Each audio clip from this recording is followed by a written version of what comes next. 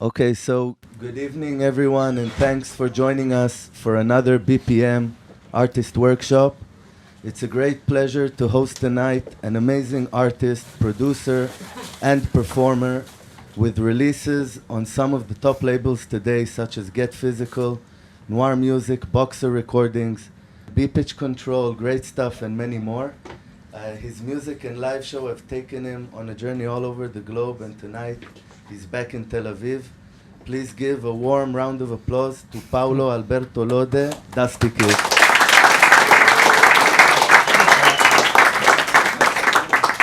So, Paulo, tell us a bit about your musical background, and when did you start to get into music? I started making music, I was quite young. I started actually getting like piano lessons and violin lessons, and I think it was like I was 11 or something. I wanted to sequence the orchestral parts of the piano concertos of Mozart and some of the classics, and sequence them by my own, so I could play the solo piano on it. So my parents gave me it was like a sequencer. It was pretty small for the era. It was like almost 20 years ago, and I started doing like what I was supposed to do with it. So playing piano with it and arranging the orchestral part of the concert. But in the end, there were like some 808 and 909 sounds in it. So I started putting the bass drum on the orchestral parts, and the result was my neighbors became kind of mad to me.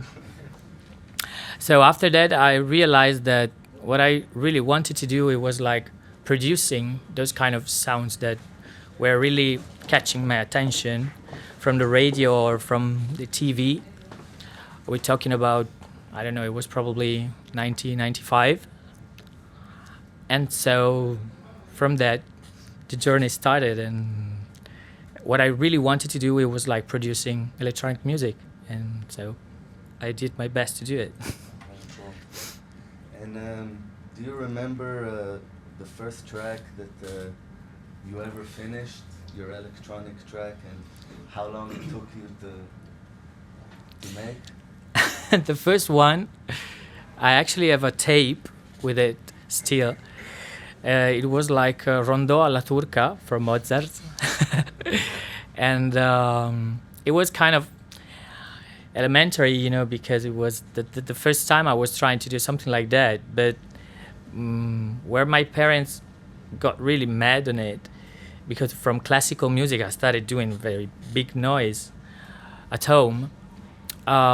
I've just realized that, I don't know, the rhythm on it made the orchestral part very sexy somehow. I was like 12, so that's why I found it sexy. But yes, that was the first track I ever made. And like I recall that a year or 2 years later, I fell in love with a girl. Strange life. And I wrote her a song. I still have it. It's kind of embarrassing anytime I listen to it. And it was like, remember, la da dee da da. What was that track? Yeah, I just copied the arrangement of that with the same piano and stuff, and I made the track. And it was like, Europop style. And she didn't get in love with me. You didn't buy her heart? No, it didn't work. So when did you actually start to produce and make music professionally? Like, when you saw that this was like the thing for you and you knew straight away, I'm going for it? I did it, I think it was like 1999, the first time I had a contact with a broadcasting situation. And a DJ that was very famous at the time, in my hometown really liked a track that it wasn't supposed to be for him, but whatever. So he asked me to went to his studio and produce it, and it was kind of Daft Punk style stuff, very commercial. And from that point, we released that track on a label called Laureate Recordings, which at that time I wasn't really into labels or stuff, so I couldn't imagine it was a big label, but they said that it was like a nice, goal for them. So that was the first track I ever released, and it wasn't under my name anyway. So Under what name was it? it was Space Jump. Okay. I have it. Cool. And where did you get the idea for the stage name Dusty Kid? Actually, after that track, this guy, Marasha, we're still collaborating sometimes, decided to move to Florence because his main label was there. The owner of the label was Stefano Noferini. Okay. So he decided to ask me to go with him, and we started producing in a real studio there. So I had the occasion to, work with the machines and stuff, because at that point, the only real instrument I had, it was like a big workstation, so pathetic. And it was like, it got like a very simple sampler and some kind of synthesis part, so you were supposed to do your own sounds there, but it was sounding like shit, whatever. And so at that point, we started releasing stuff on Stefano Noferini's label. And I remember there was like a very big room full of records, and I was always, trying to find samples and old records that I was, looking for since ages, because it was DJing since like 20 years. So I was ending up every day like completely dirty and full of dust. So that's why he decided to call me Dusty Kid. Cool. I liked it because it was kind of connected with the Dust Brothers and the Chemical Brothers. I was really in love for the Chemical Brothers music at that time, so I said, okay, I keep it. Now I hate it.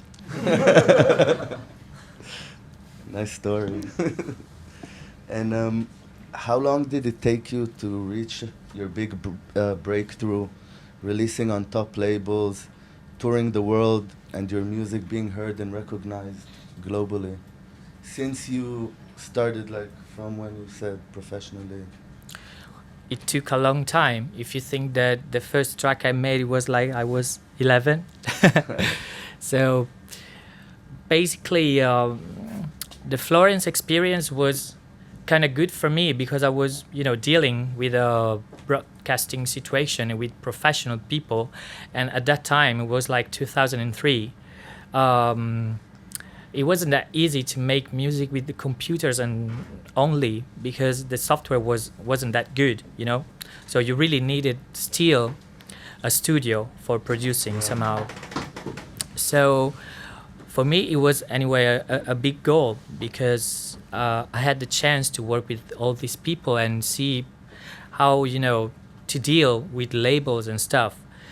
And it was even harder at that point because it was even easier for you to get fucked from the people that were all over you because they were like trying to get, your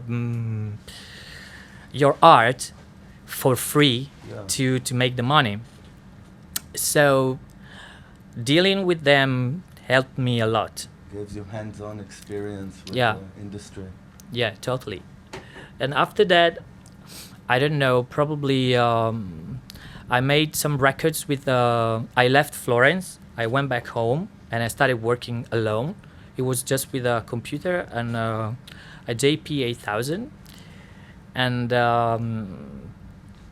I started making music with Andrea Ferli, which is another DJ from my hometown. And we made some records. The bad side of it was like that if it wasn't for him, I wouldn't probably released anything, because he was a DJ and he was really into labels and, you know, contacting people and stuff.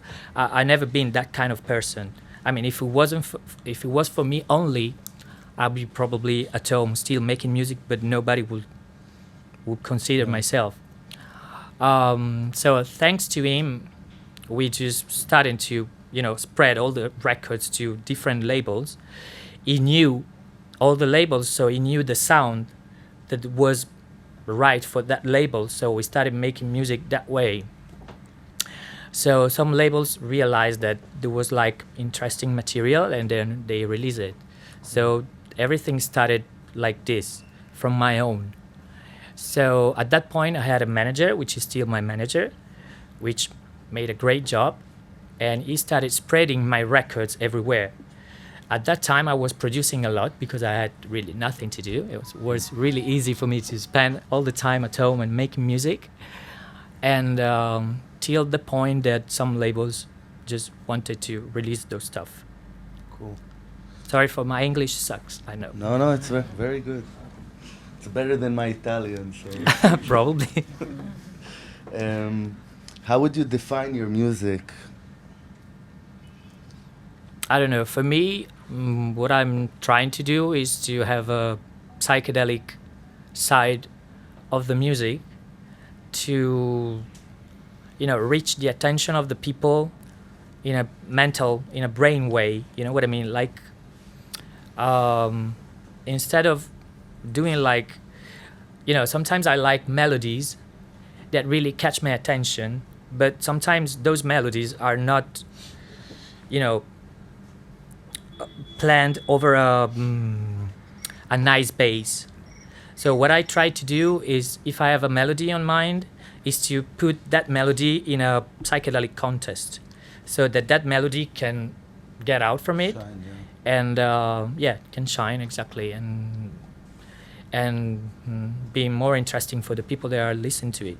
Cool.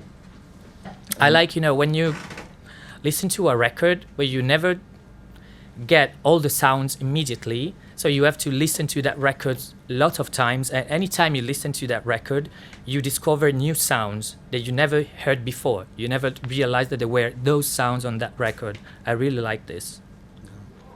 And do you think as an artist it's good to concentrate just on one style, or experiment with a few different styles?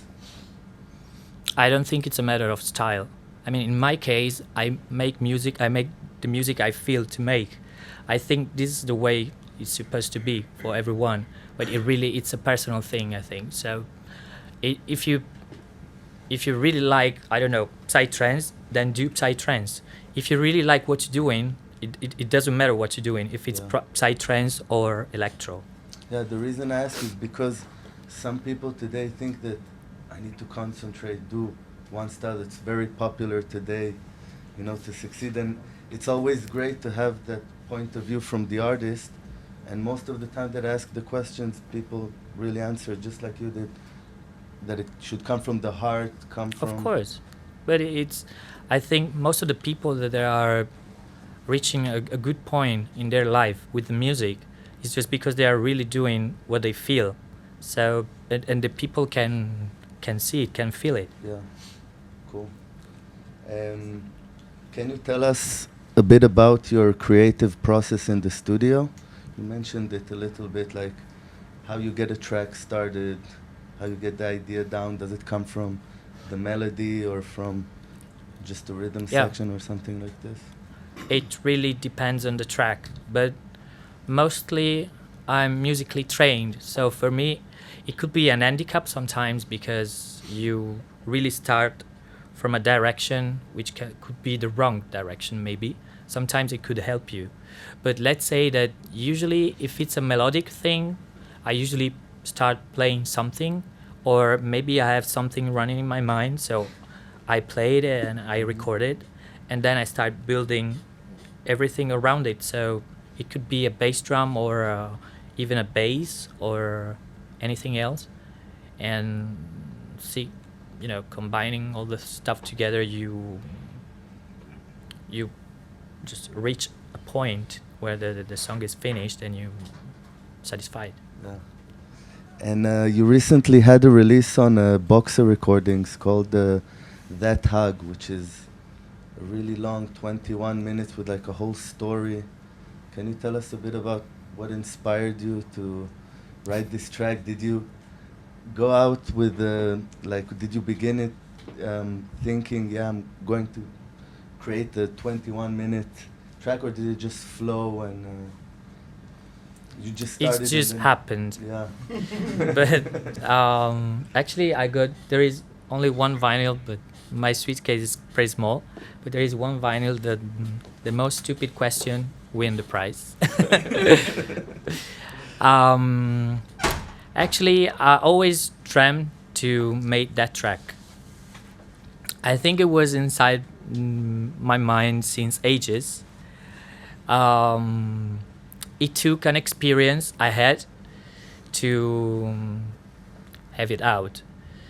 I'm not going to tell you the experience, but it was in a rave party. It was very romantic anyway. And I don't know, I started working on it because I was really feeling this track since ages.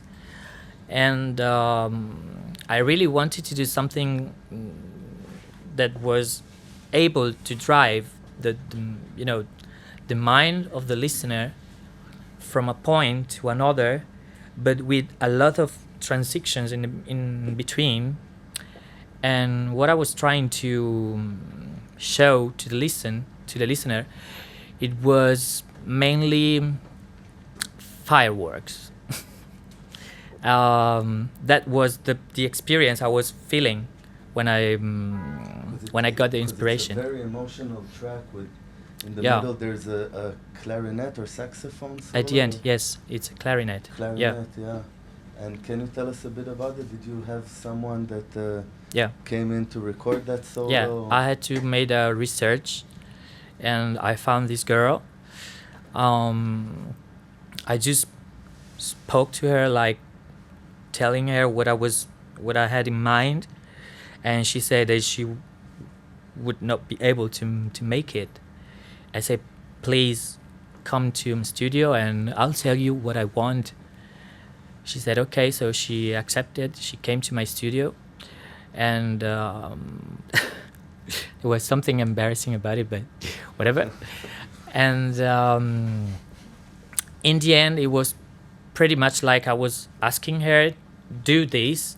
The clarinet parts were already recorded by myself. Okay. So what I did basically is just to send her the record with the clarinet parts, and then she had to play them with the real instrument. Yeah. But of course I was playing them with my hand on a keyboard. All the so solos, everything? All yes. Cool. I even sent her the score. Yeah. So it was easier for her, but it was impossible for her because it was like very, exotic somehow for a clarinet and psychedelic. So at the beginning she said, sorry, I won't be able to make it. But she came in the studio and I forced her and we made it. That's very cool. We recorded, she didn't, of course, record everything from the beginning to the end. So we did like short pieces of, yes, it was impossible for her. She was almost dying, actually. Because it sounds very flowing. It's like really adds a lot of... There's a lot of color to the editing track, in it, yeah. because she wasn't able to do that. I mean, you really have to be like a very big like this to, to do this. Otherwise, and she wasn't that good in doing it. But in the end, like editing, it was okay. Yeah. I mean, I really reached what I wanted. So Yeah, it's an amazing track. thanks. Can you tell us a bit about your studio and setup? Like, what equipment do you have? Synth, drum machines, and what software do you like to produce your music on? I started a long time ago with Cubase. It was Cubase VST. I moved from PC to Mac probably about 10 years ago, maybe less. And I tried any kind of software, actually.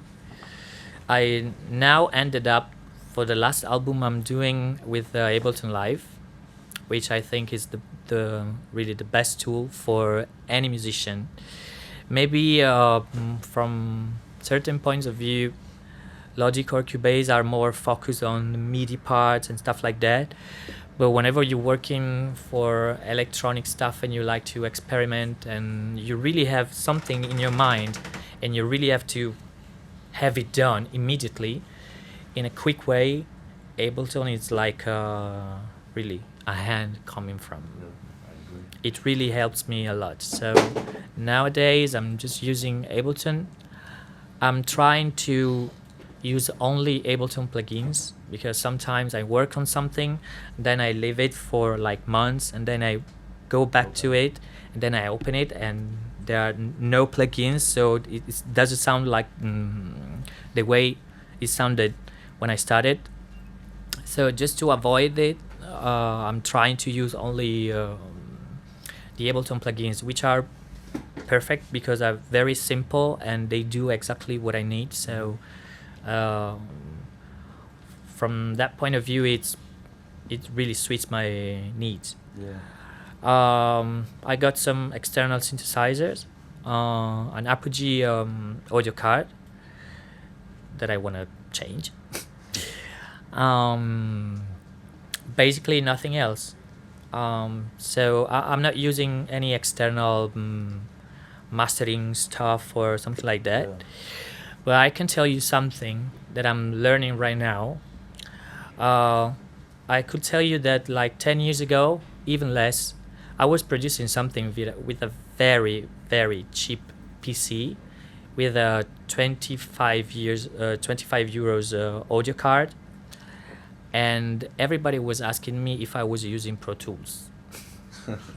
Now I got a 6,000 euros Mac, very good monitors, very expensive vintage synthesizers, and I'm not reaching the same sound as before. So it really depends on not what you use, but how you use it. Yeah.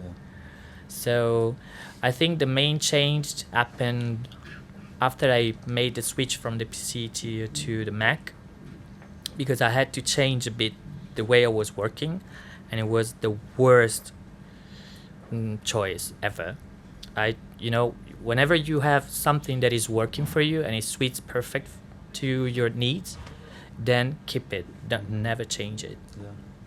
So now I'm fighting with Ableton to make it sounding like it's kind of hard, but now I'm doing good, so it's okay. Oh, cool. Well, I didn't hear a difference in your last release. You will. So are there any, well, you kind of said, but are there any specific like favorite plugins or soft synth or effects that you use regularly, maybe from Ableton or other things maybe that you work with? Years ago, I was really crazy for a very cheap plugin. It's like $20 plugin called Thrill Me from Disco DSP. It was doing a very good job on the master channel. It works only on PC. So I called the company. I said, I give you anything you want, make it for Mac. They said, okay, we need 10,000 euros. I said, okay, I can do it better without it.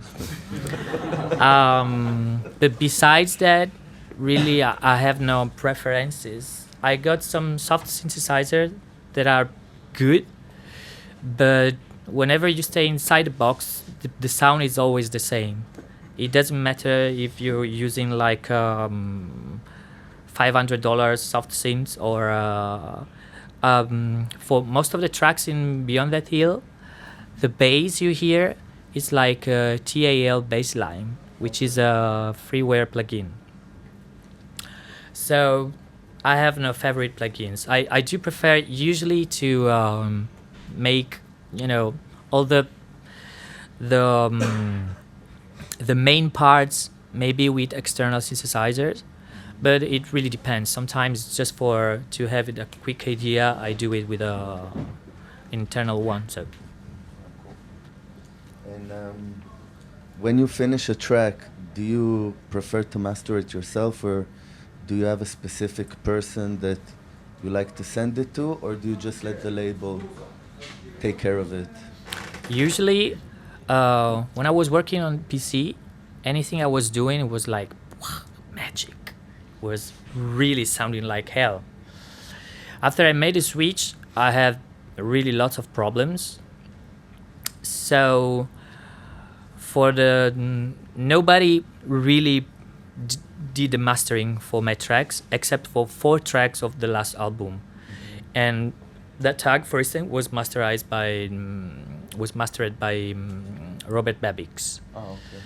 And it was really hard to have it sounding good because the way I was producing with that track, it was like putting all the channels, clipping like crazy to reach that gritty sound.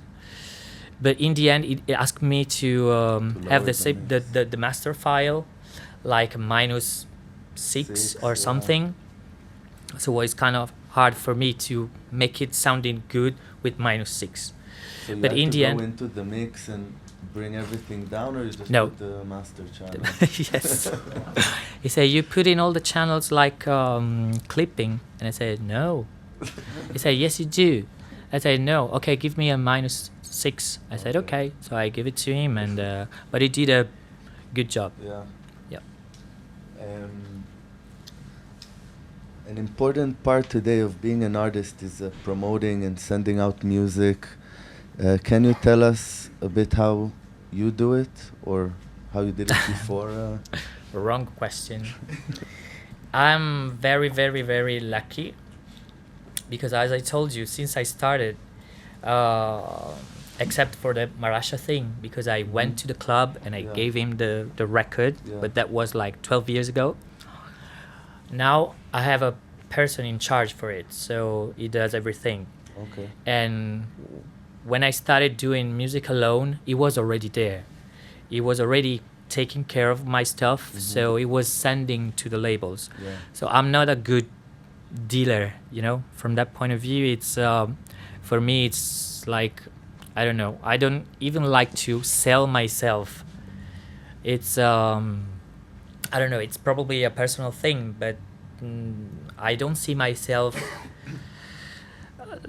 It's pretty much because I'm lazy, but I don't really see myself, you know, giving my music to someone and. You like to take care more of the artist side, and someone else more of the business side. Yeah. Yeah. Except for the shopping part, I can do it alone. But the rest is just I make music only. Yeah, cool. Yeah. And after so many visits to Israel, do you feel a connection with the local crowd, the people? Yes, absolutely. I mean, it's. I think maybe there is a connection between me and the crowd, because my music is somehow trancey, and most of the people here are into trance, right? Yeah. So maybe maybe my music sounds interesting for those people that are into trance music because of the trancey elements. But for me, it's I don't know, the country, the people. It's like a magical combination of different elements that really make me loving this place really a lot. Cool. And finally, do you have any tips or suggestions for some of the upcoming artists that are just starting their musical career? Like any words of wisdom or? Words of wisdom. I'm not that. Well, I don't know. The only thing I could tell you is to follow just your rules. So don't keep doing something because some labels are doing that kind of stuff, or because on Beatport the charts are telling you to do that thing. Just focus on what you really feel to do, and I'm pretty sure it will be good. So it doesn't really matter if you're doing something because there is a genre that is going right now instead of another one. It's just do it just because you feel it. Yeah. This is the most important thing. I mean, at least for me. I agree completely. Cool. So now we're going to have Paolo show us a little bit of his live set. Can you tell us a little bit about your setup, what we're going to hear, and Yeah. So basically, as you might know, I'm not a DJ, so I always play live. And what I basically do is to split all my tracks in different channels, so I can combine all the elements of the tracks together and re-elaborate them and create like a new version live. So what I do is to put like the bass drum, the bass, the melodic things, and the vocals if there are some, and the other rhythmical parts, just split into 12 channels. Don't do that because if you're not used to it, you can get really crazy. And playing with 12 channels is not that funny because you really have to focus on it, and you really have no time to drink and get drunk. party? Yeah.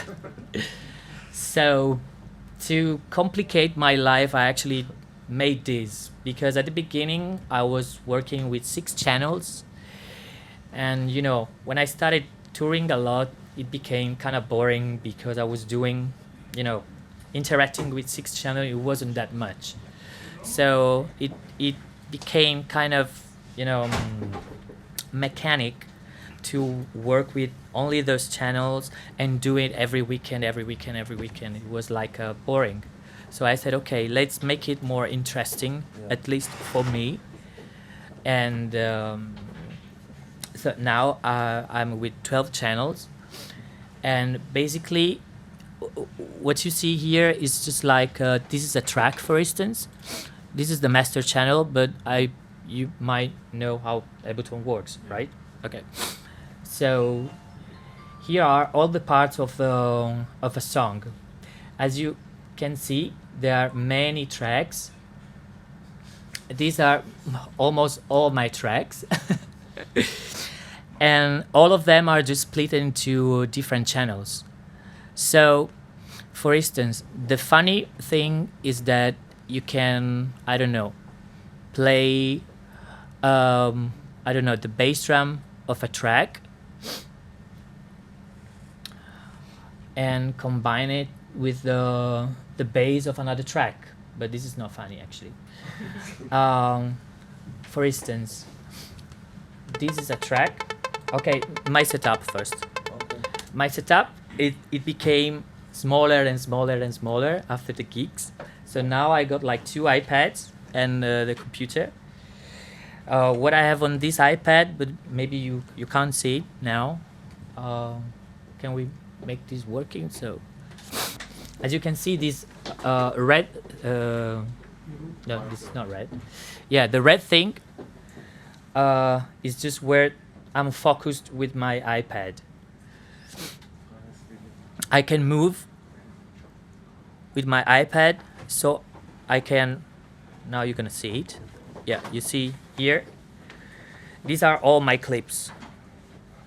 So I can play, for instance, this bass drum. You want more volume? Yeah, turn it up. Like this? Okay. Turn it up even a bit more if you want. Well, then you don't hear me. So, for instance, we go with a bass drum, and then I can put like, I was here actually, let me find it.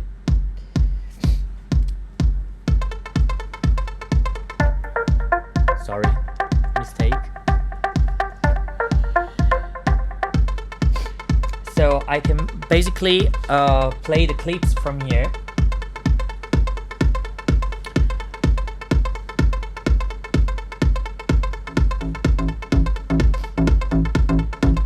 This way I can add all the elements of a track, or for instance if I know that two tracks are in the same chords, I can combine elements of two or even more tracks together. So I can change the bass, for instance.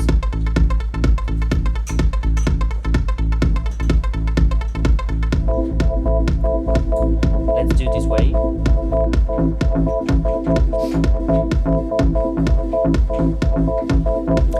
So on the first iPad, what you see is like all the clips.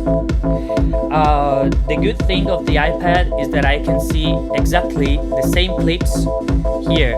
So, for instance, the title, the name of the clips are exactly reproduced here. So for me, it's easy to press the right channel and the right clip to make it working. The green part that you see here, even if it's not that clear, is the volume of the clips. In the other iPad here, as I told you, I have 12 channels. So the first 8 are here. I can control the filters, for instance.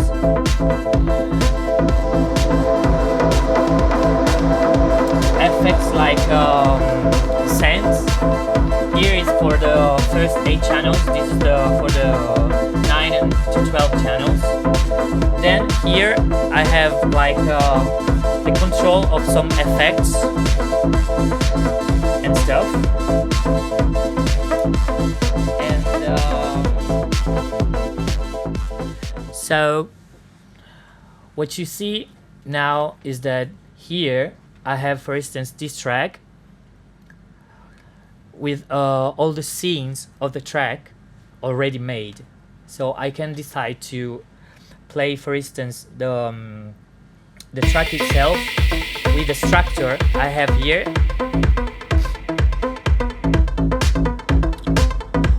or playing single clips and combine them together with all the clips in other tracks, for instance. This is really good when you want to mix something. So when you're playing live, it's really easy to, if you're mixing like a record with another record, you have to work with the equalizers and stuff. So you have to cut the bass, for instance, to make the bass of another track working with it. And sometimes the result could be kind of cacophonic. So when you play live, it's easier and it's nicer to hear sometimes. It depends on what you do, actually. But it could be easier and nicer and more mixed, more glued to combine elements, different elements together. So, for instance,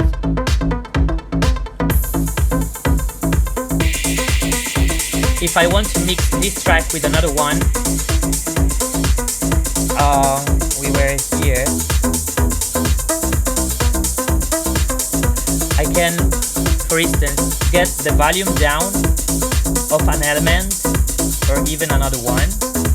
You can see it on the screen, actually. So I can make a different structure of the track and add different elements from other songs, for instance.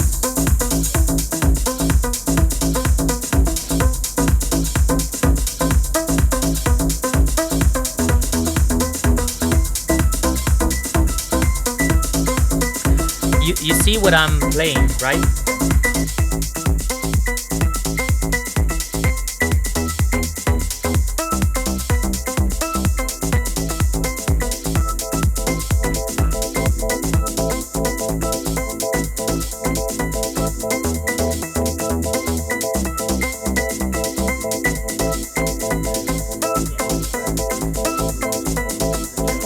As you can see, the clips are not split there like casually.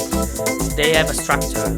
So what I can do is decide if follow the structure of the track or playing. Yeah. So for instance, if I'm playing the most difficult thing, for instance, is now, as I showed you, there are lots of different clips. So I have to remember where the songs are.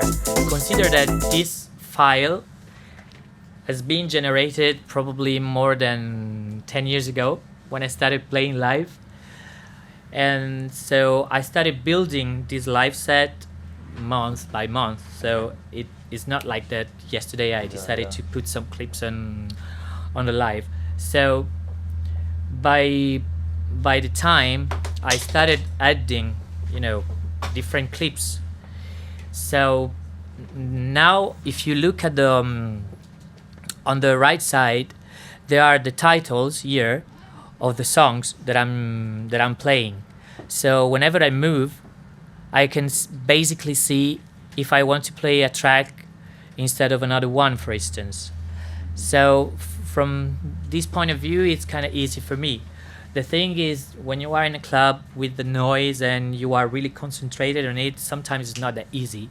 So sometimes I used to make like a kind of playlist of the song that I want to play that night. It's not that I'm following like it's exactly is that playlist, but I try to at least I have all the names of the songs in mind. Yeah, exactly. So as I told you, I got a fish memory, so whenever I think something, after 5 seconds is gone. So it's not really easy for me to decide something and then doing it. So having a list of all the tracks that I'd like to play that night, it's easier. Now I'm doing this. Before it was a bit harder. So sometimes when I'm playing live, the transitions between a track and the other one could be kind of long, right? Because I'm in that transition, I'm deciding what to do. So you always have to, to build everything from scratch, basically, even if the tracks are here, But this is fun from a side because you can do anything you want, and it could be very hands-on, and you're actually more involved during with this live set. Actually, I could play for like 8 hours no stop, always doing like different things, and always with my music. So this could be interesting for the crowd because they can listen to something that they never listened to it before. Even combining the clips together from different tracks, you can have a brand new tracks sometimes. Cool. When I cut the clips to make them to use for a live situation, I don't usually, it depends on the clip, but usually I don't do the final loop with the effects, so I can add the effects at the end when I'm working. So in a case of a side chain, to have the bass working well with the bass drum, sometimes I have to reproduce like mechanically the side chain with the envelopes, so that the bass drum doesn't make any conflict. Yeah. So what you see here is this. Naturally, if you hear the bass alone without the bass drum, you kind of feel and it's crappy. So I have another clip without it, so I can combine them together on neat, solo.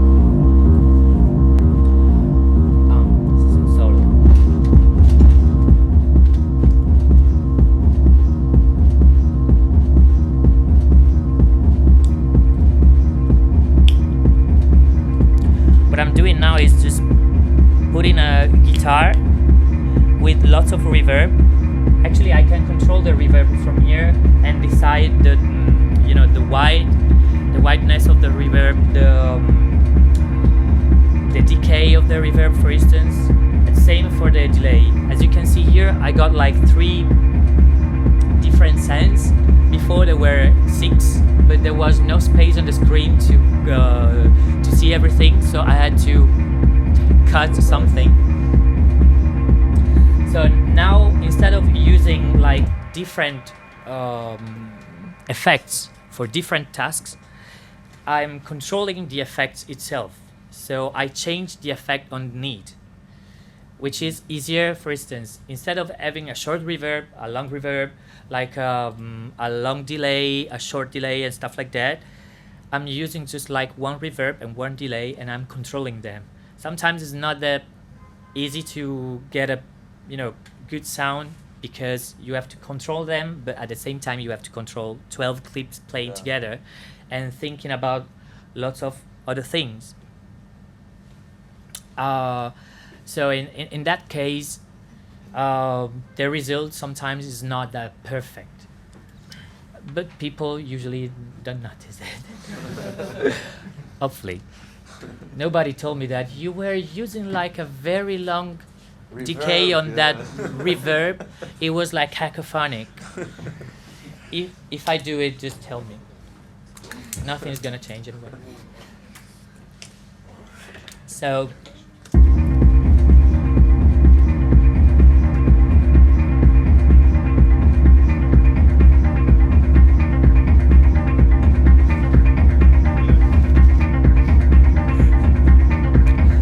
what I'm adding now is just like single loops with different sounds. Here there is a pad, as you can see.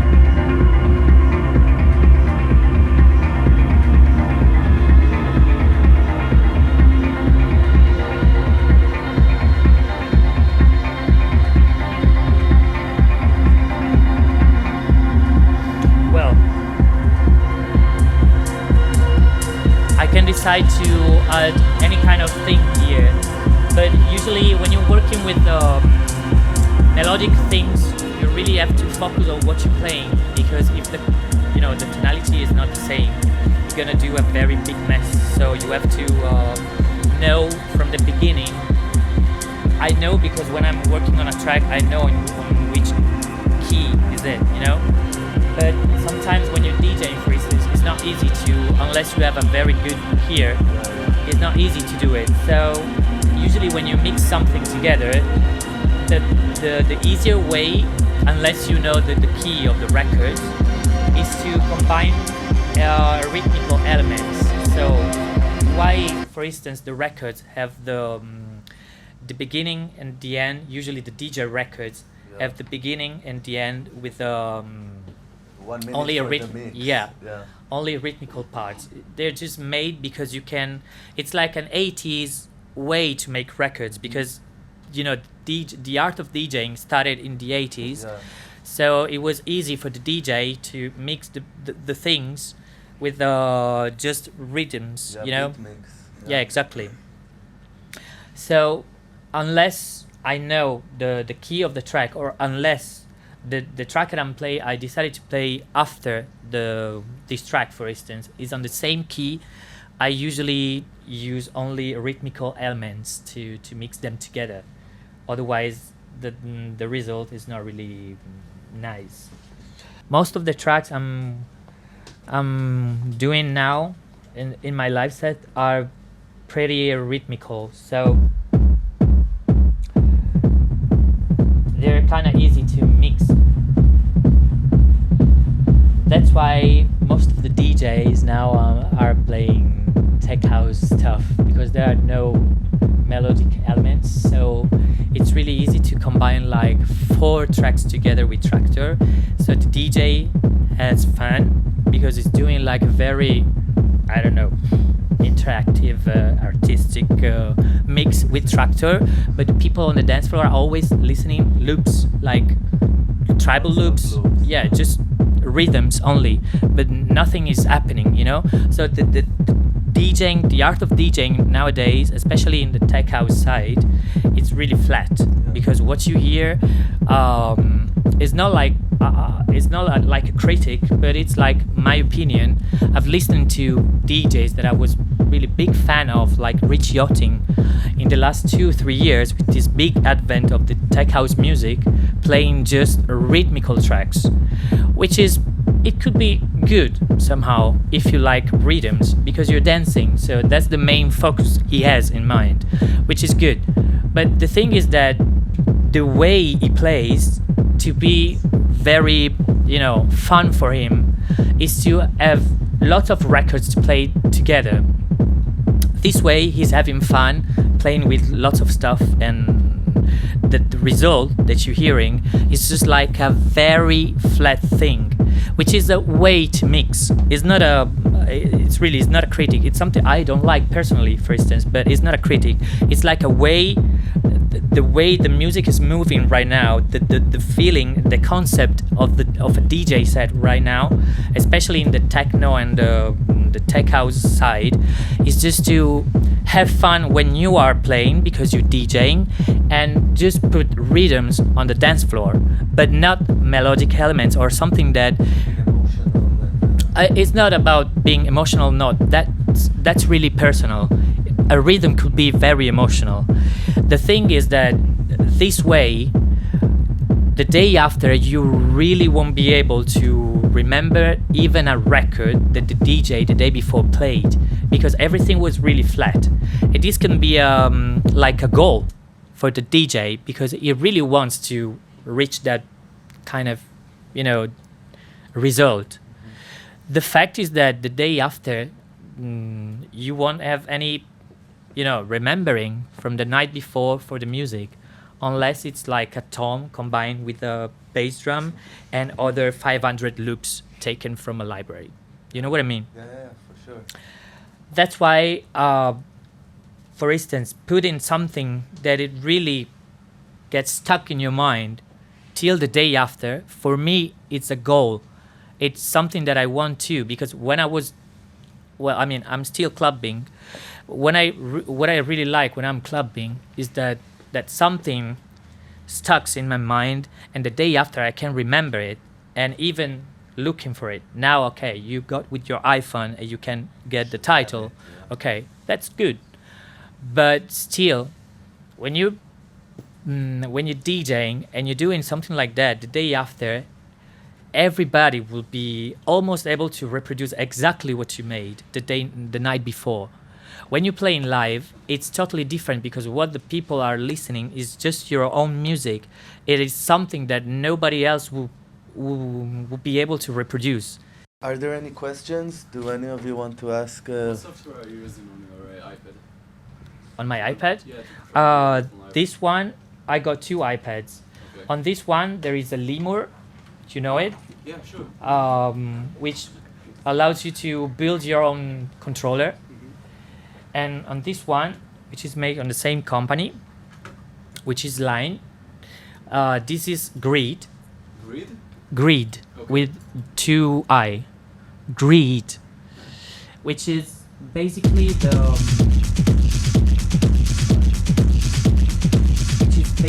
reproduction of the Ableton screen in clips. So you can easily play them this way.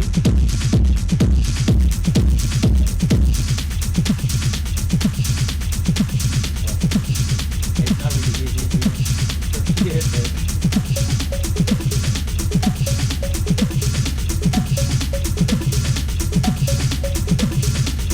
I don't know if everybody can see, but as you can see,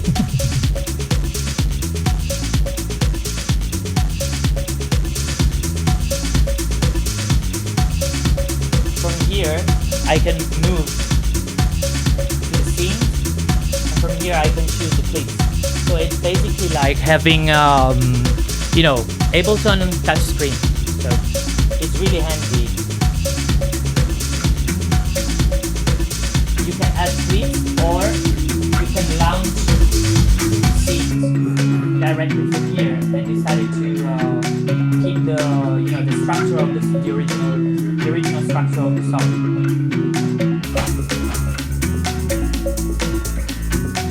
Every color you see here is actually an help for blind people like me, because I know that, for instance, red, okay, if you select it, it's not red anymore, so I won't select it. But for instance, this one, which is red, means that it's it's like kind of chorus of the track. Or for instance, like the baby blue one, this one, it's like a transition. This one is it's like a helping hand when you're mixing and you're very focused on what you're doing, to do it faster somehow, in a quicker way, So, well, I was showing you this. So this is basically what you can do with this. This is very handy, especially when you deal with very large sets, because here you can have like a skeleton of your live set and see all the clips. So if you remember a little bit the colors of the songs, you can jump to the songs from one to the other one, for instance, and making the the live much easier. Next question. Thanks. Was it okay? You stay with the same BPM all over your set, or you're playing with it? I can change the BPM, especially when most of the tracks, especially now, are 125. I do this because of it's easier to play them live. I don't have to change the BPM. Some tracks, for instance, as 126, 127, So you they're stay mostly on the same BPM all over your set, actually. basically yes, but it really depends on what I'm playing. For instance, the track I was playing before has been conceived on 118. Let me find it. 180? 118. 18. Yeah. Stupid question. You won the I vinyl. want the vinyl.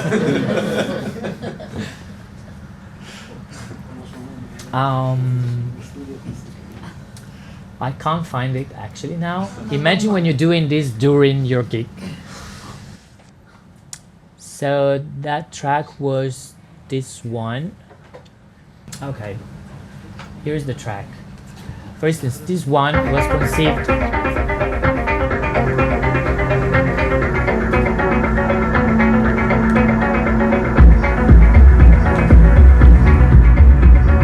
This was the original key of the track at the original BPM. Being a new track, nobody knows it yet, so I can even play it at 125. Nobody will notice. Consider that you can even keep the key of the. Now I'm selecting the clips that are playing together, especially the melodic clips. Don't do this on the beats because it doesn't make sense. You can keep the key of the original track, even changing the BPM. The thing is that the quality won't be the same. So instead of having a bad quality, sometimes it's better to change the pitch. It really depends on you. Or you can even use a more heavy on CPU warping effect, which is called complex. You should know it, which lets you keep the quality of the melodic stuff somehow, even if you're changing the BPM, even on a large range. Sometimes it can be handy, but sometimes people might notice. True. She was asking me, for instance, why her laptop, when she's playing clips, she's like doing this effect. She said, it's maybe because do I need more RAM? I said, no, maybe it's because you're using the wrong warping... Algorithm. Sorry? Algorithm. Thanks. So, in my case, for instance, most of the tracks are...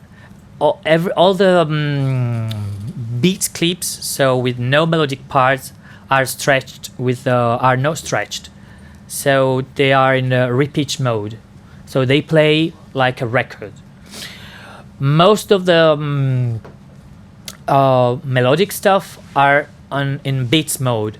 I'd use complex mode, but it's really heavy on the CPU, so I won't suggest you to use that, especially in a live situation. What kinds of music are you listening to while you're not DJing or making music? When I'm not making music, Yeah. nowadays I'm listening to techno, a lot of techno. But it could be ambient or I've been listening to pop and stuff for ages, even when I was in my car. Nowadays I'm really back into techno. I don't know why, but I really like it. Okay, so give a big round of applause to Daaste. Thank you very much. Thank you. Sorry, I never did this before, so it was the first time. And You were perfect. You were perfect. thanks.